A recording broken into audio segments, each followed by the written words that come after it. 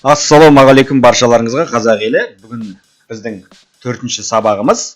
Бұл жерде біз фонды қалай қоямыз және өзімізге керек шрифттерді қалай өзгертеміз, сол туралы көрсетемін. Мына жерде Word'та көрсетейін. Мысалға, мына жерде фонды осындай бізде веб парақша болады. Мен мысал ретінде Word'та көрсетейін сізге цвет фона, например. Давайте оранжевый қылайық, ал шрифттің өзің, например, шрифттің өзін, так, давайте мына жерде екен, шрифттің өзін, например, қызыл, енді қызыл емес, көк қылайық. Міне, осы сияқты нәрселерді қалай жасаймыз, сол туралы көрсетемін, соңына дейін көреміз. Лайк басып, каналға қолдап тіркелуді ұмытпаңыздар. Ендеше кеттік, сабағымызды бастаймыз. Ол үшін бізде кодымызға оралайық. Алғаш алдындағы кодқа, мынандай бізде қазір бетімізді көрейік, не болып тұр екен? Бізде осындай болып тұр қазір, осындай текст тұр. Осы жерге жалпы бетке фонды қалай қоямыз? Ол үшін біз бүкіл бетке жауап беретін тег, ол бізде body деп аталады. Компьютердің, то есть программалау тілінің, бізде HTML тілінде бұл денесі программаның. Body деп ашылды, body деп жабылды. Енді осы жерге body'дің ішіне жазамыз. Бізге жалпы барлық осы бетке жазу керек. Осы денеге. Бұл жерге жазамыз BG color дейді.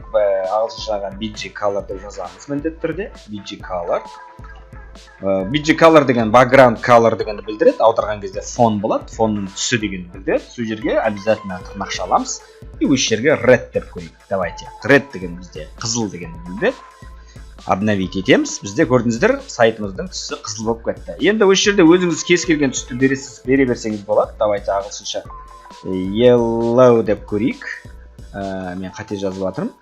Yellow деп жазып көрейік. Сары дегенді беріп көрейік. Давайте. Міне осылай көрдіңіздер. Түсті өзгертіп, давайте тағы біреуін жазып көрейік. Blue деп көрейік. Қандай түс бар blue?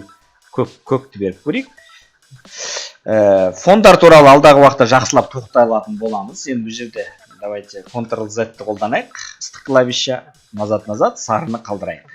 Жалпы фонды осылай өзіңіздің қандай ағылшын тілін білесіз, түстік тілін өзіңіз қолданып осылай жасай берсеңіздер болады. Тағы да алдағы уақытта тоқталатын боламыз. Фонға отдельно көп бізде жұмыс жасаймыз фонмен. Сондықтан жалпы қалай жазылатын, қай жерге жазылатын, осылай кішігірім қарапайым парақтарыңызды осылай әшекейлесеңіздер болады. Енді сұрақ туындайды. Мендегі осы түстегінің, осы беттегі тексттердің барлығын, например, мен қызыл қылғым келеді. Бүкіл тексті. Әр жерін, мына жерін деп отырмай, барлығын қызыл қылғым келеді. Ол үшін осы жерге жалғастырамыз.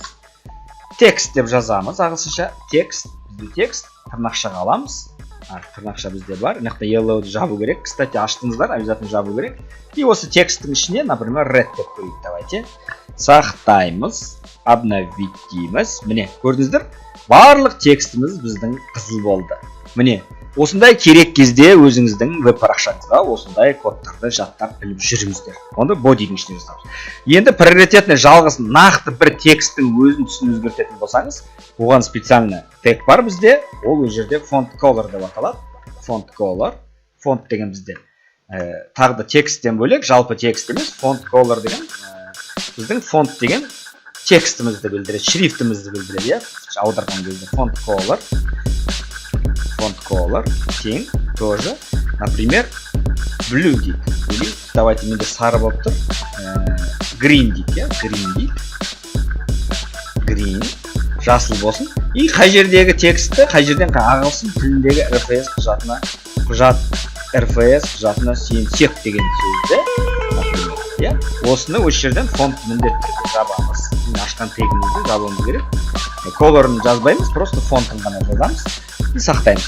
Бізде осы жердегі текст енді бізде қандай түс беріп отырып, әрине жасыл түс беріп отырып. Давайте көрейік. Обновить. Міне көрдіңіздер, қарап отырсаңыздар, оң жағында бізде осы текстіміз жасыл болды. Неге? Өйткені мен дәл тексттің өзіне жазылған тег, ол приоритетті болады, жоғары деңгейде болады. Соны естеріңізде сақтамаңыздар. Мен дәл соған беріп отырмын. Ал жалпылама текстің менде қызыл. Приоритетті мен бірінші орынға қойып отырмын. Мына текстке нақты өзіне тег беріп отырмын. Font color, осы шрифт осындай түспен болсын.